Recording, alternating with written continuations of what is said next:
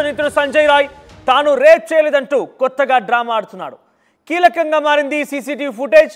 August 9న తెల్లవారుజామున 4 గంటల సమయానికి ఈ ఘటన చోటు చేసుకున్నట్టు తెలుస్తోంది. బైక్ పై ఆర్జికర్ కాలేజీకి వచ్చాడు సంజయ్ రాయ్. బైక్ పార్క్ చేసి 3వ ఫ్లోర్లో డాక్టర్ నిద్రిస్తున్నటువంటి సెమినార్ హాల్కి వెళ్ళాడు. ఆ తర్వాత 4 గంటల 3 నిమిషాలకి సెమినార్ హాల్ దగ్గరలోని కారిడార్లో కనిపించాడు సంజయ్ రాయ్.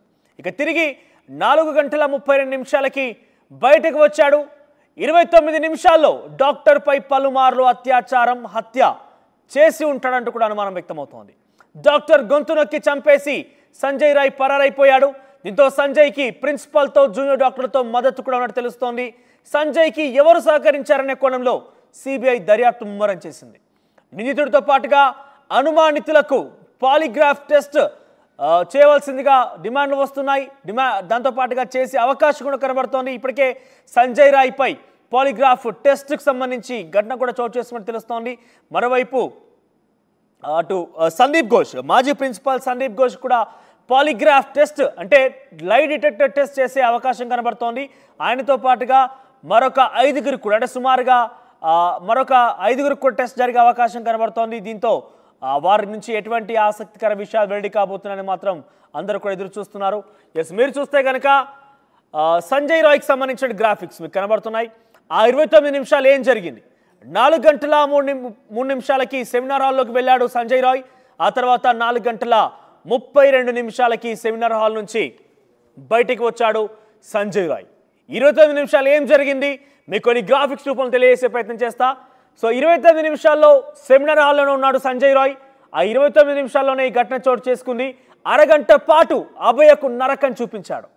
విచక్షణ రహితంగా దాడి చేయడంతో పాటుగా తనపై చాలా క్రూరంగా వ్యవహరించాడు సంజయ్ రాయ్. మెడపైన భాగాన్ని చాలా బలంగా భూమికి నేలకి కొట్టడంతో చాలా బలమైనటువంటి గాయమైంది. తీవ్ర రక్తస్రావమైంది. ఆ తర్వాత రక్తపు మడుగుల్లో అభయ కనిపించింది. సో ఈ జూనియర్ డాక్టర్కి సంబంధించిన ఘటనలో ఉదయం 4 గంటల 33 నిమిషాలకి ఆయన సెమినార్ హాల్లోకి వెళ్ళడం, ఆ తర్వాత 4 గంటల 32 నిమిషాలకి బయటికి రావడం. ఇంతవరకు మాత్రమే సీసీటీవీ ఫుటేజ్లో ఉంది. అయితే లోపలికి వెళ్ళి బయటకు వస్తున్న నేపథ్యం యొక్క సంబంధించి గ్రాఫికల్ రిప్రజెంటేషన్ కూడా చూస్తే కనుక మెడలో హెడ్ ఫోన్స్ ఉన్నాయి, చేతిలో హెల్మెట్ కూడా ఉంది. సంజయ్ రాయ్ నిందితుడుగా మనం చూస్తున్నాం ఆర్టీవీ స్క్రీన్ పైన. ఉదయం 4 గంటల 3 నిమిషాలకైనా ఎంట్రీ సంబంధించిన విజువల్స్ ఉన్నాయి.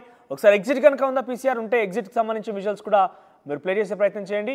సో 4 గంటల 3 నిమిషాలకైనా లోపలికి వెళ్తున్న సమయంలో ఇవన్నీ కూడా విజువల్స్ రికార్డ్ అయ్యే సీసీ కెమెరాలో. సో 4 గంటల 32 నిమిషాలకైనా బయటకు వస్తున్నప్పుడు మాత్రం మెడలో హెడ్సెట్ లేదు, చేతిలో కేవలం హెల్మెట్ మాత్రమే ఉంది.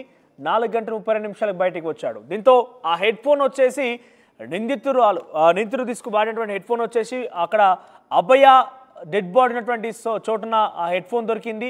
ఆ హెడ్ ఫోన్ ఆధారితంగా పోలీసులు ఆయన్ని ఛేదించారు. CCTV footage, head phone. ఆ తర్వాత ఆయన ఇంటికి వెళ్ళిపోయి రక్తపు మరకలు మొత్తం కూడా ఒంటి మీద రక్తం మరకలు మొత్తం కూడా క్లీన్ చేసుకున్నాడు, నిద్రించాడు. ఆ తర్వాత షూ మీద మాత్రం రక్తపు మరకలు ఆ రకంగానే మిగిలిపోయాయి. ఆ షూని పర్యవేక్షించారు పోలీస్ అధికారులు. షూని చూస్తే కనుక రక్తపు మరకలు కనిపించాయి కాబట్టి నిందితుడిగా కన్ఫర్మ్ చేసుకున్నారు, అరెస్ట్ చేశారు.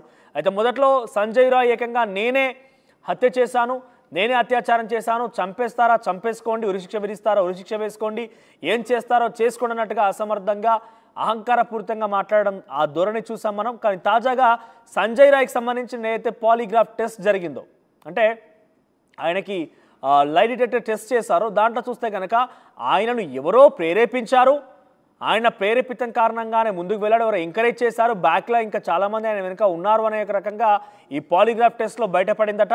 సంజయ్ రాయ్ సహకరించినప్పటికీ ఆ విషయాలు బయటకు వచ్చాయి. Sanjay Roy lie detector test చేసిన తర్వాత ఈ దుర్మార్గుడి లై డిటెక్టర్ టెస్ట్లో వచ్చినటువంటి ఆ విషయాలు ఏంటని కనుక చూస్తే డెఫినెట్గా ఆయన వెనుక ఎవరో ఉన్నారనే విషయాన్ని బయటకు చూశారు, బయటపడింది. ఆ టెస్ట్ రిపోర్ట్లో అదే బయటకు వచ్చింది. ఎవరో తను ప్రేరేపించి తనని ఎంకరేజ్ చేయడం కారణంగానే వెళ్ళారంటూ కూడా చెప్తున్నారు. తనకి ఇతరుల మద్దతు కూడా ఉన్నట్టుగా ఆ టెస్ట్లో బయటకు వచ్చినట్టు తెలుస్తోంది. మరోవైపు సంజయ్ రాయ్ పై లై డిటెక్టర్ టెస్ట్ తర్వాత సందీప్ ఘోష్ మరొక 4గురికి అంటే సుమారుగా మరొక 5గురికి కూడా ఈరోజు పాలిగ్రాఫ్ టెస్ట్ జరిగే అవకాశం ఉంది. మరి సందీప్ ఘోష్, మాజీ ప్రిన్సిపాల్ సందీప్ ఘోష్ పాత్ర ఏమైనా ఉందా, ఆయన సహకారం ఏదైనా ఉందా, ఇతర ఎవరైతే ఇంకొంతమంది టెస్ట్ చేయాల్సి ఉందో అనుమానితుల్ని వారి విషయంలో సంజయ్ రాయ్కి ఏదైనా మద్దతు దొరికిందనే విషయాలు మాత్రం ఈరోజు పాలిగ్రాఫ్ టెస్ట్ తర్వాత తెలిసే అవకాశం ఉంది. కానీ ఈరోజు 3 వారాలు గడుస్తున్న సుమారుగా 18 రోజులు పూర్తయినా కూడా ఈ రోజు వరకు ఆ అమ్మాయికి నిందితుడు ఎవడు, ఏం జరిగింది, వారికి ఏ రకంగా శిక్ష పడబోతోంది, ఘటనా స్థలంలో ఏం జరిగింది, ఇవన్నీ కూడా ఇక్కడ కూడా వివరించలేకపోతున్నారు. కనీసం నిందితుడు ఇతనే అంటే సంజయ్ రాయ్ నిందితుడు చాలా క్లియర్గా తెలుస్తోంది. కానీ సంజయ్ రాయ్ వెనుక ఎవరో ఉన్నారనేది కదా ప్రధాన ప్రశ్న. ఆ ప్రశ్నకు మాత్రం ఇప్పటివరకు కోల్కతా పోలీసులు కానీ సిబిఐ పోలీసులు కానీ ఎవరు కూడా కనీస సమాధానాన్ని వెతకలేకపోతున్నారు. ఒక సవాల్గా మారింది ఈ కేసు సంబంధించిన అంశం. దేశవ్యాప్తంగా ఇప్పటికే ప్రతి ఒక్కరికి కూడా ఈ విషయంలో జరిగిన ఘటనపై అందరికీ కూడా తేటతెల్లమైంది. ఏంటి అనేది అందరు కూడా అనుమానిస్తున్నారు. కానీ ఎవరు కూడా నిందితుడు అనే విషయాన్ని తేటతెల్లం చేయకపోవడంపై కోల్కతా పోలీసులపైన సిబిఐ పోలీసులపైన పలు విమర్శలు గుప్పించిన పరిస్థితి కనబడుతోంది.